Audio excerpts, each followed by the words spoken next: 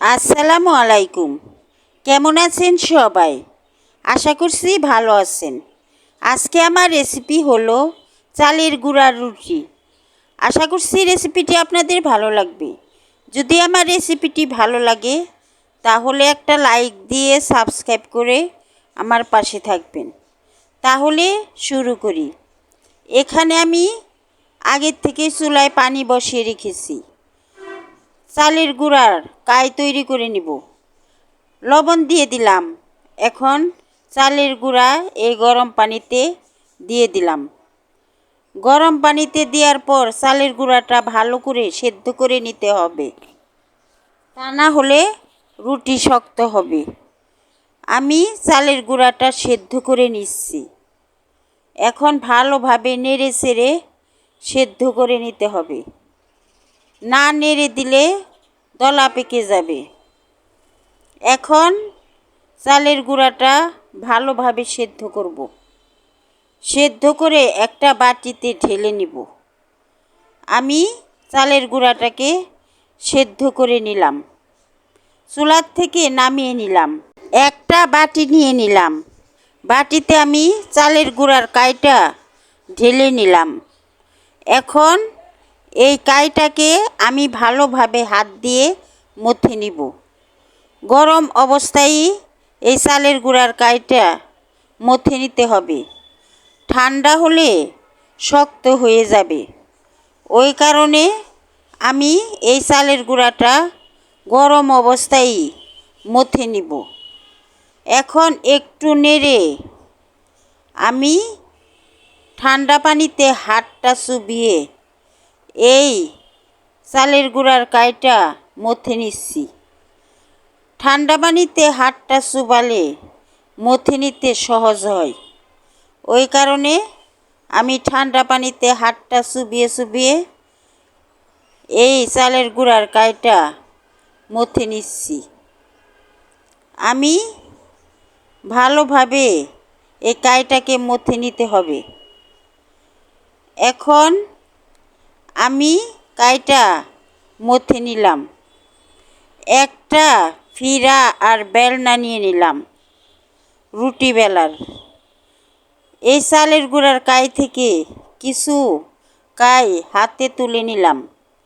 এখন ফিরার মধ্যে আমি ভালোভাবে ডলে ডলে মথে নিব। ভালোভাবে মথে নিলে রুটিটা ফেটে যায় না। ওই কারণে হাত দিয়ে ভালো করে ডলে আমি এই কাইটাকে মথে নিচ্ছি। এখন আমি রুটি বেলে নিব। কিছু শুকনা চালের গুঁড়া নিয়ে নিলাম। এখন এই কাইয়ের মধ্যে শুকনা চালের গুঁড়াটা মেখে রুটিটা বেলে নিচ্ছি। ভালোভাবে এইভাবে ঘুরিয়ে ঘুরিয়ে রুটিটাকে বেলতে হবে, তাহলে রুটিটা বেলা সুন্দর হবে। আমি একটা রুটি বেলে নিলাম। একটা রুটি তৈরি করা আমার হয়ে গেছে। এখন আরেকটা রুটি বেলে আপনাদেরকে দেখাবো। একইভাবে সবগুলা রুটি আমি বেলে নিব। আরেকটা রুটি বেলার জন্য কিছু কাই নিয়ে আবারও মথে নিচ্ছি। এখন শুকনা চালের গুঁড়া আবারও নিয়ে নিলাম। এখন আরেকটা রুটি বেলে নেব। আরেকটা রুটি বেলে আমি একইভাবে সবগুলা রুটি বেলবো। আরেকটা রুটি বেলে নিচ্ছি। দেখেন রুটিটা বেলা কত সহজ। এখন আমার আরেকটা রুটি বেলা হয়ে গেছে। এখন আমি আরেকটা রুটি রেখে সবগুলা রুটি বেলবো।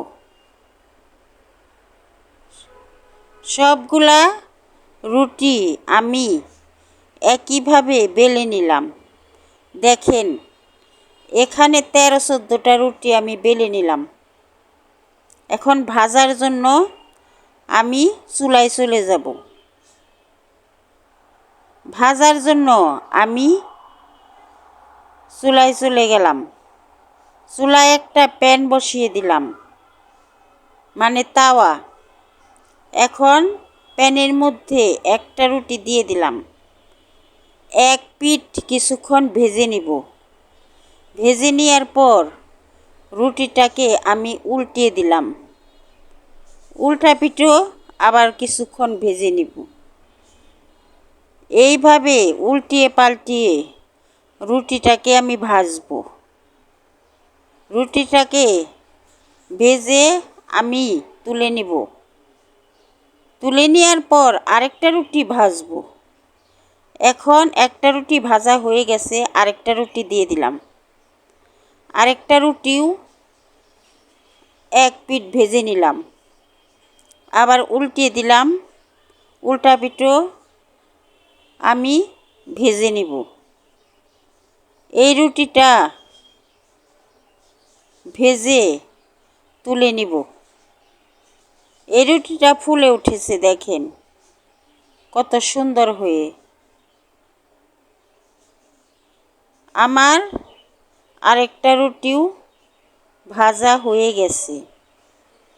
একইভাবে যতগুলা রুটি আমি বেলে নিছি সবগুলা রুটি আমি ভেজে নিব।